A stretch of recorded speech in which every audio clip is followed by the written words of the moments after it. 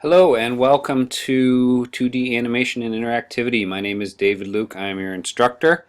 This is going to be one of the typical ways in which you see instruction from me is through these screen capture videos. Today you're going to have three of these. This first one is going to be unlike many of them in the sense that there's not going to be an exercise associated with it.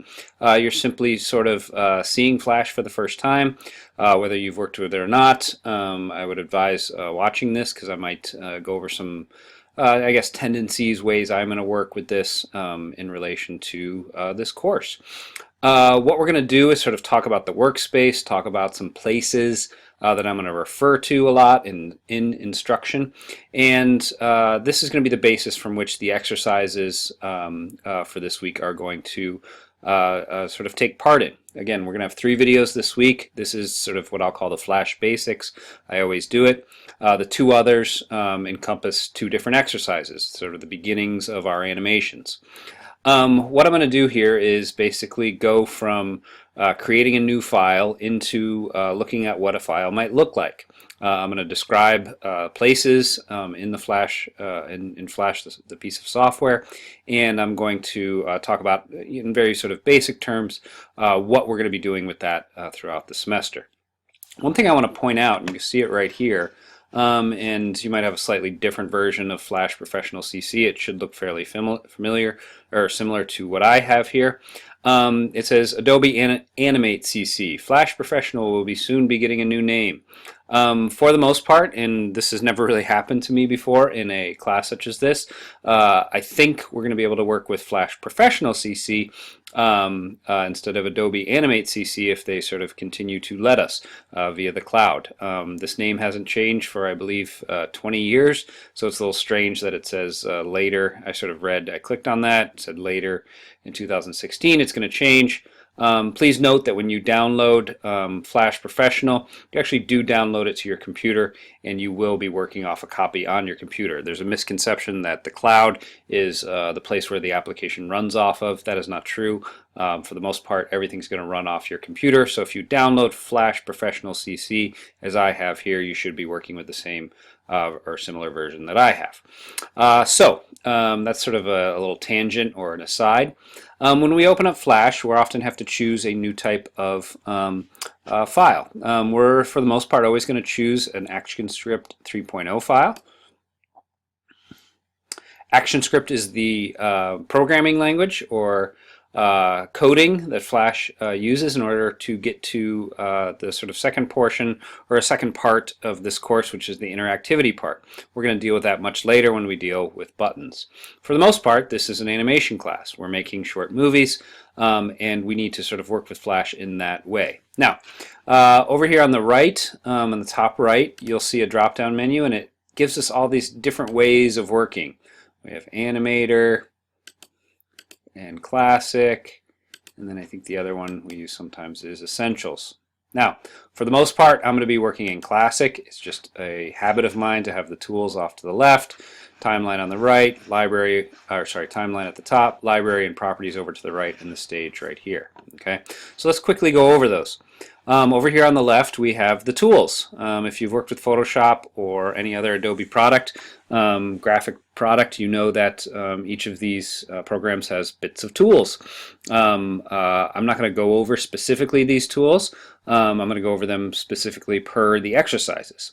So we have our tools over here. For the most part, I'm going to display them like this, though you might have them displayed they're not going to let me, long ways. I like to see them all sort of stacked sort of side by side. Over here we have the timeline. Timeline has tons of frames in them, tons of frames in it. It has individual frames where we're going to add what's called keyframes. We'll do that in the coming exercise. Over here we have both the properties and the library. The library is an important place where our symbols are going to live. If you've never worked with Flash, please note that this idea of symbols and sort of what I kind of consider characters or things in the library are things we can call up, deal with on the stage, and store them over here. Properties are going to be where we change things, where we change sizes of things, where we change colors of things, where we fade things in, we fade things out. Okay, but for the most part, library is what you're going to have set up here. One thing I want you to notice is over here on the left-hand side, you'll see a tab, and it says Untitled 1. Unlike a lot of other pieces of software that have kind of our name of our file up at the top, it's usually via this classic layout tucked in right here. Okay, if you see Untitled 1, that's generally an indication that you need to save your file. So we're going to sort of pay attention to that. Secondly, right here we see Scene 1. Often when we go into the library, and you'll see this on your first exercise, we sort of exit the scene. This is what I consider the main stage. If you want to think about Flash as sort of a play that's happening, we have our characters over here, we have our stage here, and we have our timeline here. Make sure you know where you are. This is a very sort of general bit of advice when it comes to Flash. The idea being that sometimes you're actually inside the library doing something and you think you're not, and when you go to animate the element that you've been working with, it's not quite working. In very general terms, and that's what this video is about, you need to sort of understand where you are. If you think you're animating on the main movie, you should be in a scene, which is going to be over here on the left-hand side. Now, like other pieces of software, we have tons of menus up here. Again, as an introduction, I'm not going to go into these in too much depth right now. Those are going to be explored in a good amount of detail as we move through these exercises. I want to reiterate something that was sort of said in the syllabus, which is that there's going to be a big difference here between exercises and projects. Exercises are going to be kind of technical in nature. We're going to learn some visual things. We're going to do a lot of these at the beginning of the semester. They're going to lay the base from which all the projects are going to come from. Projects are more creative. The projects are where you are sort of figuring out a narrative. You are laying out a story in some sense, developing characters, and depending on the project, sort of working with an idea or a conceptual backbone, as I like to call it. We need, and for the most part, looking at the introductions that you guys did online, we need some basics sort of laid down here. We need to understand how to work with Flash. We need to understand the sort of technical sort of how-tos in order to get some basic movie making done. Okay. Now, last thing I'm going to say has to do with what Flash is. And why don't we draw something? I'll choose a color. And maybe we'll draw something with it. Flash is what's called a vector-based program. I'm going to zoom in there.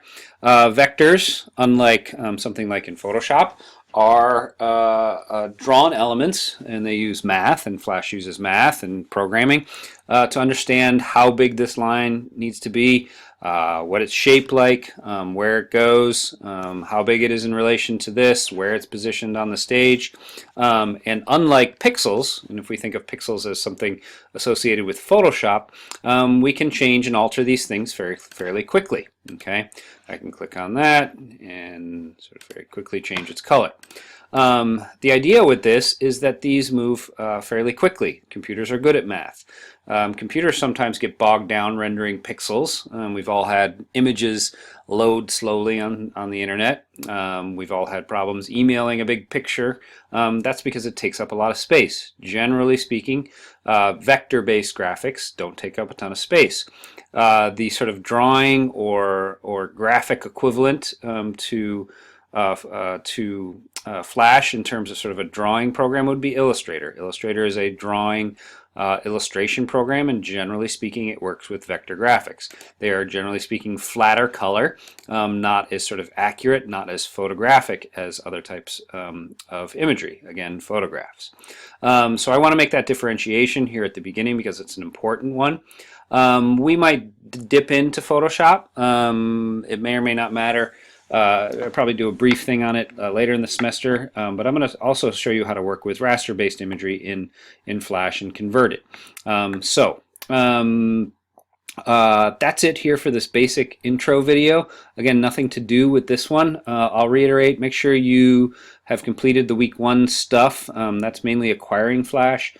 Please contact me via email if you have any problems acquiring Flash. I haven't heard from anybody, and I hope that that acquisition has gone smoothly. I put in the syllabus the sort of easiest and cheapest way to work with Flash. Remember, Flash is an Adobe product that is a subscription service. Gone are the days, for the most part, that we're walking in and buying pieces of software from Best Buy or any sort of software store. Adobe, like many other companies, is going to cloud-based computing. They're going to make a little bit more money doing this, but you have access, hopefully, to at least Flash and maybe more if you signed up for the entire suite.